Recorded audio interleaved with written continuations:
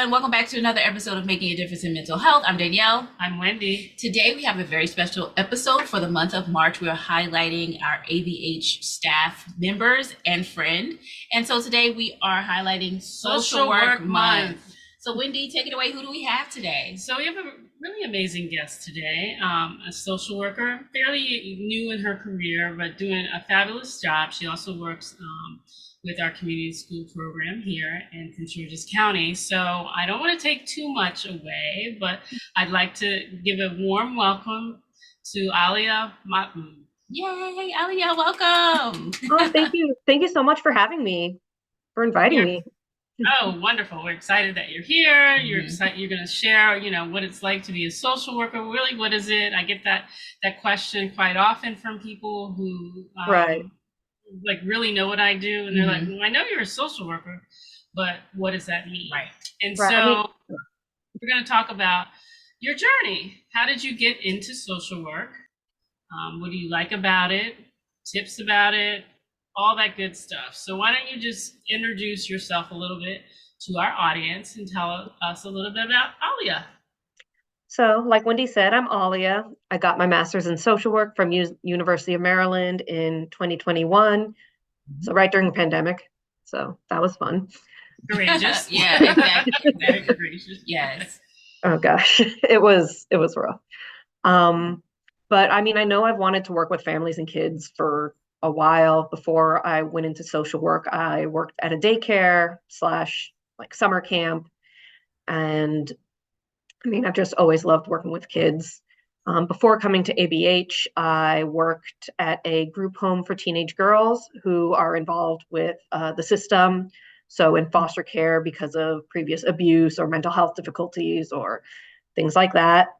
And after a little time there, it was pretty intense, as you can imagine. So I transitioned to a less intensive role as, working at the community schools, which I'm really, really enjoying. That's good. And you're one of my team members. Right. And Wendy, you actually... And I did some of that work that you alluded to in your introduction about, kids and in foster care. And that is intense work. So. And so now you're here with us in community schools. Can you describe a little bit about it? Like, what do you like about community schools? What's your role? So my role is basically the mental health clinician of the school. At my school, the administration is really good at knowing what my role is. I know that's not always the same for everyone, but my role is very different from, say, a guidance counselor. Whereas a guidance counselor is going to be very much focused on academics. How do we get the student to succeed? Grades, managing teachers, all of that. My focus is really mental health. I'm providing therapy in the schools free of charge to families. And it's essentially being a therapist, but being located within the school. And then because it's in a school, I do get pulled here and there sometimes. Right. But my primary role is really just to be a therapist. I love the distinction that you made between a guidance counselor and a community school therapist, because I think a lot of people are like, what's the difference? It's kind of confused. And you really did outline that really well, that you were there really primarily to provide mental health treatment. Yep. Yeah, and I completely understand, Alia. We work on the same team for community schools, and it really is a good service for the schools. And it's kind of like a bridge. Also, we do a lot of work for the students and sometimes even for the teachers to provide psychoeducation and, kind of explain like why little Johnny might be a little bit more hyper, right? Or, or why, might experience some anxiety, and we're able to bring our professional expertise to the school in addition to what they already have. So you have the teaching component, you have the guidance component, like you said, Alia, with the academics, and then you have our position where we are providing some general psychoeducation to kind of introduce parents and the community as a whole within the school to supportive services from a behavioral space. Right. And I think what I love about it is just the collaboration. You all have like a mental health team at your school. Mhm. So you're working with the school psychologist, you're working with guidance counselor, you may be working with a community schools coordinator, just to ensure that the services are seamless that you provide to the students in the school as well as the parents. So much Yeah. needed. Yeah. And I'm glad you And- brought up the psychoeducation, because I've actually also done trainings for the staff. Primarily, I've done a training on trauma and how it impacts children in the classroom, how it's going to look like defiance, how it's going to look like I can't focus, how kids are going to be jumpy and are going to yell back when you yell at them, or are going to retreat and like freak out. So just Right. being able to provide teachers with some information about how trauma can impact a child in the classroom. I know one of Wendy's favorite sayings always says, teachers just want to teach. They want That's to right. teach. They want to teach. They want to teach, right? That's what they went to So- school for. Yep. So any, small way I can help with that is, it feels very meaningful. And even though I can't, just kind of reach into a kid's brain, pull the trauma out, I can provide services for that child to try and help them work through the trauma. And I can also work with the teacher to try and figure out what are this kid's triggers, how are we going to work with this kid to make it so they can learn, and also so they're not disrupting the other kids. Right. I mean, that's so important that you pointed that out, because as I do say, teachers just want to teach, and they don't understand and know so much about what we know as mental health professionals. So if we're in the position to be able to not only educate parent, child, but the teacher too, then that's a breakthrough. That's when the learning can really start to happen. And I like the fact too that you brought up trauma. And even though we might not be doing full-on TFCBT, which is trauma-focused cognitive behavioral therapy, for our listeners and watchers who might not know all of our clinical jargon, Right. Even though you're not doing full-on TFCBT, there are those components that could help support a kid, like you said, who may be experiencing certain things, and they may look a certain way. So it might look like it's disruptive, but maybe there's a trigger, Right. So I think that's really good that you're pulling from your expertise, from your experience from the past, to place it into the school. Yep. So Right. I was going to ask you probably kind of a selfish question, maybe. Yeah. What is the best thing about being a social worker? I heard you say earlier that you really love working with kids, and that's kind of what drove you into the profession. You and I share that same passion. I, started on the child welfare side because I absolutely love kids, and protecting kids was, my main thing, and still is my thing. So for you though, what do you love about being a social worker, Alia? So there's definitely a few things that come to mind. One of the biggest things, of course, is seeing growth. I'm obviously going to talk very vaguely in terms of, kids I've worked with for confidentiality. But, there have been kids that, when I first meet them, they're showing a lot of signs of depression, a lot of signs of trauma, maybe anxiety. And just being able to see the transformation that kids go through over time is, it's pretty amazing, honestly. And then there's also, and this is a bit more on the selfish side, I just really, really love that feeling when you have a kid or a teenager saying, you're the only person I can trust. Or I remember I had one teenager at the group home who unfortunately had ran away for a little while and took some drugs and came back, and she only wanted to talk to me, and she ended up screaming, cursing, whatever. But within that, she also said, she said, if I find out that you, the one person who I trusted, has betrayed me, you're going to catch these hands. Which, wow. within that, well, that's a teenager. It's a teenager on drugs. Yeah. You have to come correct. Yeah, exactly. But the piece that I feel like was really important was that trust piece. And the next day, she actually apologized to me, which is not something. Well, yes, but it's not something I see her do because I mean she's grown up. She's grown up in not a great part of the state and I mean she's had it rough. Sexual abuse, just general trauma of being in. Yeah. So it's just really special to feel that. And then, just, just having kids feel that they can trust you and open up to you. There are some kids who don't have a safe adult person in their life, which is really, I mean, devastating, honestly.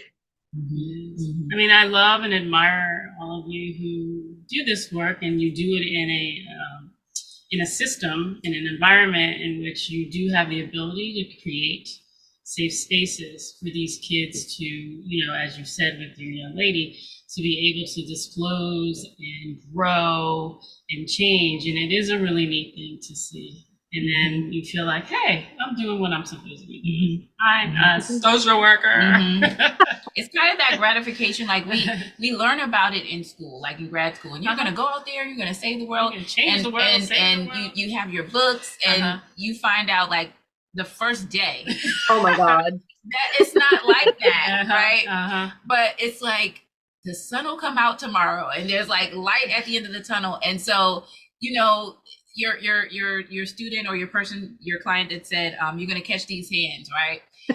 if you decide to interrupt the pattern of consistency, is actually her way of saying like, I really, really appreciate you, colloquially, right? Like that's just yeah, I mean, at the time, obviously, I was kind of what? Because this is also like she actually said that. Like I was still an intern at the time. Okay. It was over the phone because COVID was going on during that time. Yeah. So there was some like removal where I felt safe, but honestly, there's something that, well, what a lot of people don't realize is kids are often gonna act out with the people that they feel safe with. So I know that there is a kid who I've worked with who comes from, again, abusive family situation and always acts out at school. And what I think is a contributing factor is that school is a safer place. You're not going to be abused at school. Yeah, and I think for those that see it from the outside, like they might not be able to see it through our lens. We understand that, and that's the importance of a social worker. That's the importance of one who's placed in the school as a community schools therapist. And I do like the fact that you said that afterwards that young person was able to come back and apologize, being able to notice the behavior and that might be a way that he or she has been able to solve things in the past, but it was a way of saying, you know what, I can do something different.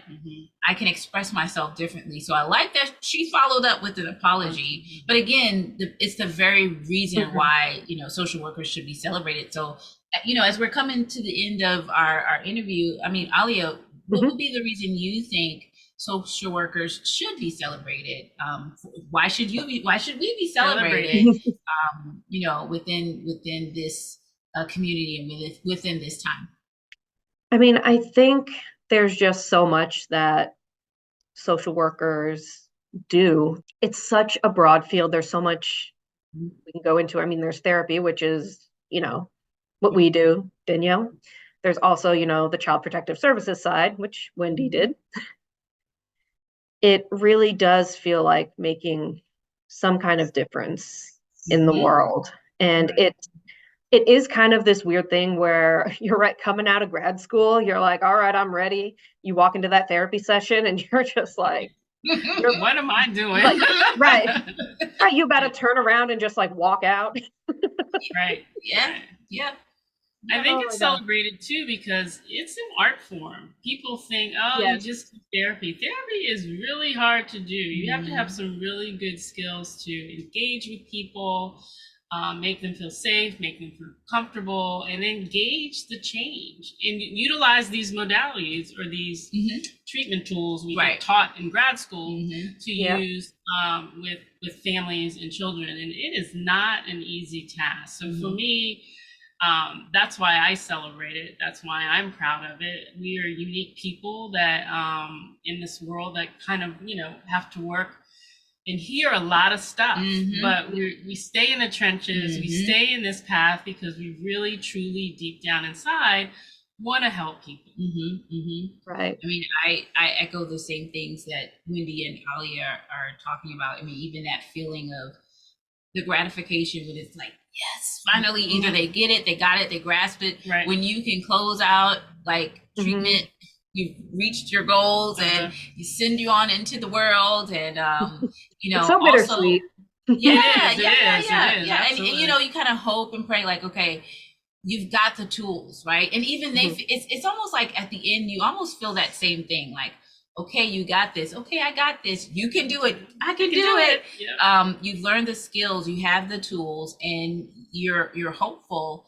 And you also have confidence now in yourself and in your client that you've done the best to get them back onto the path of functionality.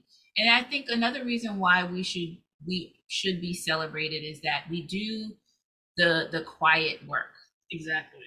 You're not in the limelight, and it's not, sexy work, so to speak. It's not, flashy kinds of work. We do, we're in the shadows doing the quiet, day-to-day types of things to help people. Right. And really, go ahead. Sorry. I was gonna, and really getting into, as you mentioned, some real stuff that's really not fun to hear. Yeah. I remember I was talking to one of the staff at school, I can't remember who it was when I first got there, and mentioned doing some kind of thing about body safety with children. And this has stuck with me. Just the person said, "Oh, that doesn't happen here." Oh, yeah. And sexual abuse, it does. You just don't know about it. Yes. Yeah. I mean, yeah. It's so that kind of work where we know kind of the ugliness hidden underneath, but I think there's so much power in that. We see that ugliness and we're like, you know what? We're going to do something. We're not going to just become ugly ourselves or become fall into that. We are going to head on. Yeah, we're going to try to do something, even if it's just, chipping away a tiny bit, even if it's giving an abused kid one safe person to talk to, even if it's just giving a kid a hug, like at school. There's just, I feel like there's so much power in seeing the worst side of humanity, kind of, and being able to say it's still worth fighting. Yep. Every day. Every single day. It's literally one day, one moment at a time. I kind of want to leave with this before we ask Alia for maybe some tips or some information that we could provide for our listeners. But I was at a training one time and the trainer said, and I wish I had thought of this, but the trainer said, in our profession, the quiet work that we do, she said, we are like the cavalry. We're not the first to be called, but in the end, we're the most important because we help with the wounded. And I thought that was just so poignant and so like right on time that's the work that we do. So Alia, before we leave, would you happen to have any either tips or maybe a bit of a word or maybe some psychoeducation or some resources for our listeners when it comes to either the background of social work, psychoeducation? What would you have for those who are watching right now? In terms of advice, first thing I want to say is I want to make people aware of the National Crisis Hotline 988. It is essentially 911 for mental health things. It's across the country, United States. So I want people to be aware of that number so that they know that they can call someone. In terms of advice, I do have some stuff I want to say to people looking to become a therapist or social worker, Yeah. there's a few things that I know I had to learn during my journey. And I think one of the biggest things is, you're going to make mistakes. You're going to look back and be like, I missed X, Y, and Z. I should have done this. And it's, at least for me, you're going to feel so guilty sometimes. Just be like, I wish I had done something sooner. But you got to keep in mind that you're learning too. Yes. Right. That's important. That's very important. And even if you make a mistake, the chances that you're going to ruin someone's life by making a single mistake in session is, you're only a piece of their life. But one thing I definitely struggled with was a lot of us go into this field because we want to save the world, I think you mentioned it earlier, Danielle. We want to save the world. And sadly, it's not quite like that. We can't just go and rescue everyone. We do what we can. I like to say that it's not that we're saving people necessarily. It's we're helping them figure out how to save themselves. And knowing, like that. yes. Absolutely. And one thing, and just kind of building off that, people also have the right to make decisions you disagree with. I know that I personally felt very frustrated when I worked with some clients, and I'm like, you shouldn't be going and smoking after you're trying to get sober. But in the end, that's what I'm saying is we can't control them. We can't just save them, pluck them out of their situation, make everything better. People have so much going on in their lives, and we're just one small piece. But if that one small piece can give them at least some comfort, even if everything else is a disaster, just being able to give them some comfort is, that's huge. Yep, absolutely. And I think, the most important thing that I hope our audience takes away from this is and it's why we do this podcast, Danielle, is, when you need help, get help. Yes. And that's what we're also celebrating in the month of social work month. That's it. So Alia, thank you again for coming. We appreciate you. We're thankful for your time here today. We've enjoyed you. You've given advice, you've given some psychoeducation, and you've given our listeners, really a lot to think about. Yeah, and a personal look at what it's like to be a social worker too. People hear these terms, therapist, social worker, they're all interchangeable, and I think we did a very nice job trying to explain our profession. Well, thanks so much for having me. You're welcome. So that's the end of our episode. I'm Danielle. I'm Wendy. This is Making a Difference in Mental Health, where we're always striving to make a difference in mental health. See you next time. See you later.